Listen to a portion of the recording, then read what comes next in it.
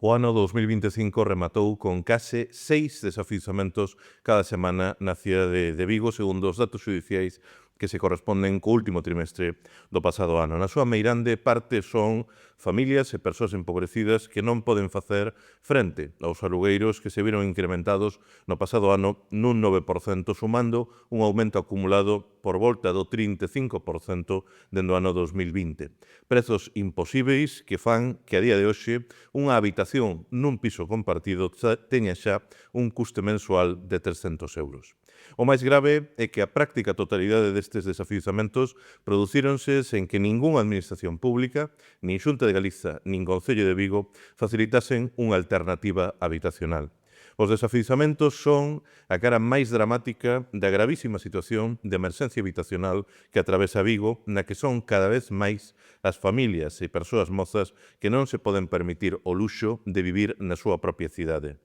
A propaganda oficial, os anuncios, as promesas que acaban en papel mollado non poden ocultar a inacción tanto da Xunta do Partido Popular como do Goberno Municipal de Abel Caballero. En 2015, Caballero proclamou públicamente que a oficina antidesafiuzamentos era a súa mesa. Porén, na realidade, o alcalde continúa a ollar para outro lado sen despregar ningunha medida concreta para evitar que máis viguesas e máis vigueses perdan a vivenda na que residen por non teren medios suficientes para pagar alugueiros imposíveis. Por iso, o Bloque Nacionalista Galego insistimos en que despregar políticas públicas que garantan o dereito básico a unha vivenda ten que ser a verdadeira prioridade política neste 2026. En ese obxectivo, demandamos que o Concello de Vigo movilice como mínimo 9,5 millóns de euros a través de modificacións orzamentarias e do uso dos millonarios remanentes que ten o Concello, 9,5 millóns de euros para despregarmos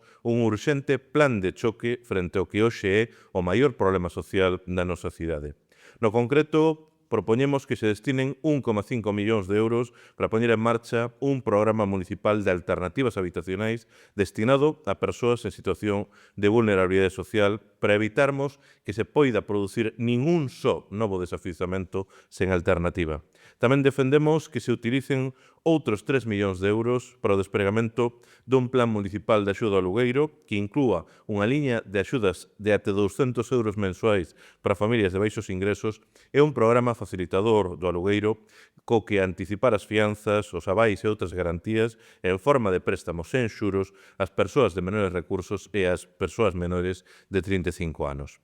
E, por último, consideramos imprescindível, absolutamente imprescindível, dotar con 5 millóns de euros adicionais a empresa municipal de vivenda que aínda está a tramitar a súa constitución legal, co obxectivo de axilizarmos a posta en marcha do imprescindível parque público de vivenda social na nosa cidade.